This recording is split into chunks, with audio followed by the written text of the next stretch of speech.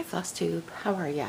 It's Jeannie again, and I am back with a bit of a stitching update. I have been kind of on a stitching hiatus. I just haven't been really in the mood. I think that finishing my mermaid just took it out of me, and I still haven't had that framed.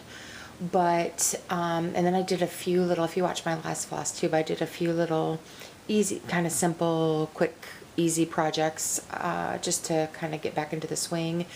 And now I have a couple of family weddings, so while I have a lot of works in progress, or whips as we say in the community, I want to stitch up some things for wedding gifts. And so my daughter is actually getting married probably next summer. We haven't had an actual date yet, picked an actual date because of the pandemic. And then my niece is getting married next October. And so I really wanted to have something stitchy to give them as a gift, and I wanted to get it done in time to get it framed. So I decided these are going to be my focus projects from now until then, or now until they're done, so I can get them framed. So I have 2 new starts, and like I said, these are going to be what I'm working on. I don't know that I will add anything else in. I'm sort of trying to do some, goals. Like each time I work on it, I do this many stitches or get this motif done or something like that. So that is what I'm doing. And the nice thing about these projects is one of them is going to definitely take a lot more time and is a little more complicated, and that's the one you're looking at right now. And then I chose to do this. The second one is going to be a little faster going. I'm doing it on Aida. I'm doing it on a bigger count fabric, and there's no back stitching, so it should go, and it's smaller, so it should go a little bit quicker as well. But I think I showed you these patterns before because I've been kind of looking for wedding patterns, and I didn't want anything, especially for my daughter and son-in-law, I didn't want anything that was too religious or too flowery, or not flowery, but too like your traditional hearts or connecting wedding rings or something like that. So, and I mean, let me just say there's a lot of wedding patterns out there that did not appeal to me, or did not appeal to me for these particular couples. So, but I did find this one, and this again is for my daughter and son-in-law, this Happily Ever After. This is a dimensions kit. And I hope you can see it there without the glare, but it's just really pretty. It's very earthy. I probably will add the year. Instead of doing their last name, I think I'm going to do their names and the year, or maybe the date. I'm not sure. We'll see. But anyway, but I did love the colors in this. I really loved everything about it, but I decided I didn't want to do it on Aida. I wanted to get a pretty fabric, and I think I showed you in one of my videos I bought several fabrics. I do not have an LNS near me, so I bought several fabrics, and the one I chose is the one I started on, and it's a 32 count Murmur Lugana by Picture This Plus. So here's my little bitty start. You guys, this is my my first time working on 32 count, and I don't know if you can get the color of this. It's a really lightly modeled kind of soft peach, which is super pretty with the threads, because there's lots of like corals and oranges and purples in the threads. So let me pull them out here so you can kind of see, but I just loved how the threads went with this one. But you guys, I gotta tell you that there's lots of confetti. There's also a ton of backstitch, and this is, like I said, my first time on 32 count. I've already had to rip out the E and move it over a square. So this is not one that I can skip around a lot. So what I've done is I have there's 3 colors in all of the letters, and 3 to 4 colors, and so I've just had 3 needles going, so I don't have to keep rethreading a needle, and that's helping a little bit. But as you can see, I started in the middle, and I have the V and the E done. My goal today is to get the R done, and then I'll probably work, I don't know, was thinking about working to the right, but I kind of want to get to these flowers. So, and the other thing that's in this pattern is it's a lazy daisy stitch, which I've never done before, so I'm gonna have to practice those. But the other thing, the Ada in this kit was on 18 count, and you guys, I was too scared to go to a 36 count, and now I'm really glad that I didn't, because I think I'd go blind.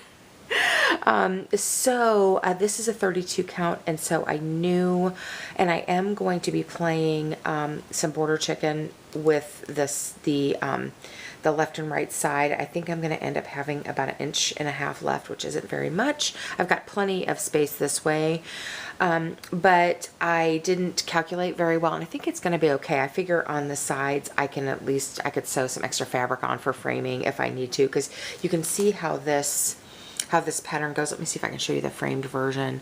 You know, you do have to frame it right up to the edge of the design because it looks like it goes off.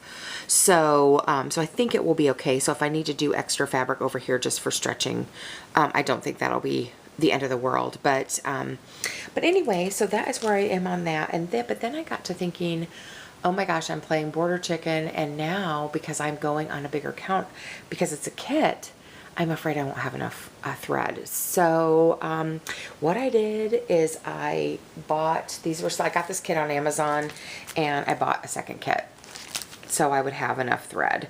I was really scared, and it looks like yep, the colors are the same. So anyway, so I bought a second kit just to make sure that I would have enough floss to finish this, since I'm doing it on a larger count. So anyway, but so that is why. So I'm working on that, and really, you guys, this kit was only like $15. So even when all is said and done, it's still probably cheaper than kitting up a pattern with fancy floss, you know, or something like that. I mean, I'm gonna have, the fabric was what, I don't know, $8, and then two of the patterns here. So, you know, I've got about, you know, $40 into it, which still is fairly cheap for kitting up something. So, even with having to buy the second kit. And then I got, you know, extra Ada and an extra needle. I'll probably have some extra thread. But as you can see, also, there's a ton of back stitching. In fact, there's not a ton of cross stitches. It's mostly lots and lots of back stitch. So I'm kind of trying to do that as I go. So like this V and E and Ever, they're completely done. I'm going to do the R today too and finish the back stitch. And then, you know, I'll make another goal for myself on what has to be done next. But anyway, so that is my project for my daughter and soon-to-be son-in-law. And then my next project I decided to do, and I think, like I said, I showed you these patterns before, but I decided to do the Silver Creek Samplers. What is this one called? It's called Forever Love. And this one does have a bit of a religious, I mean, it's an adaptation from scripture, but I think this will be fine for my niece. And so, and this is also, I ended up keeping the colors. This is all fancy floss. It's mostly Weeks Dye Works with, I think there's one Gentle Art, but there's not very many colors. You can see there's not very many colors there.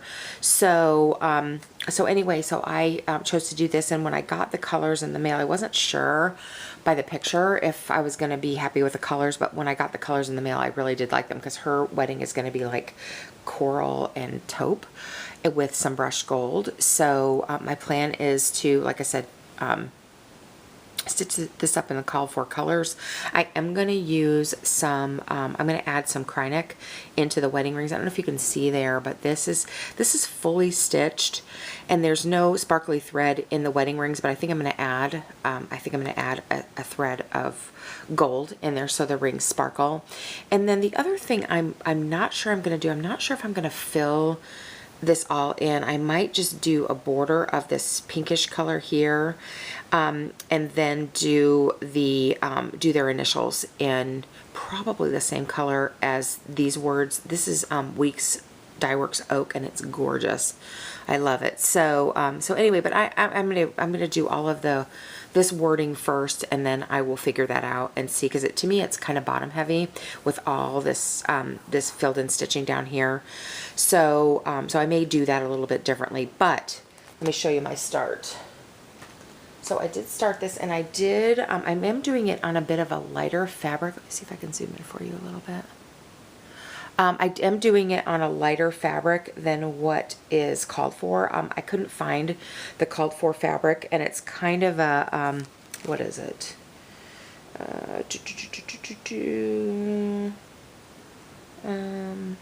Oh, it's on 32 count Golden Harvest Lugana over 2, and I'm doing, actually this is 14 count 8. Oh gosh, I may not have enough thread to do that filled in bottom anyways, but anywho, the fabric that I chose, I did buy, I bought 3 different options, and this is the one I chose, and I may have showed you these before too, but I chose, it's a vintage smoky white, and like I said, it's a 14 count Aida.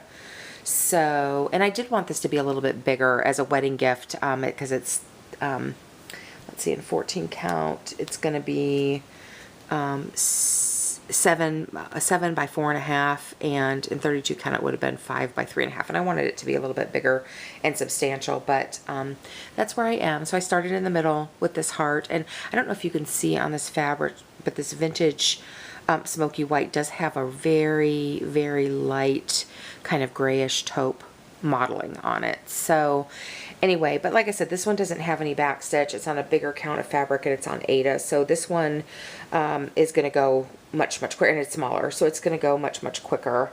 And like I said, I'm going to probably make some modifications to it. I only bought 1 skein of this pink, so I probably on the bigger count won't have enough. So I think that I will probably do just the border and then their initials and the rings, the heart, and the date.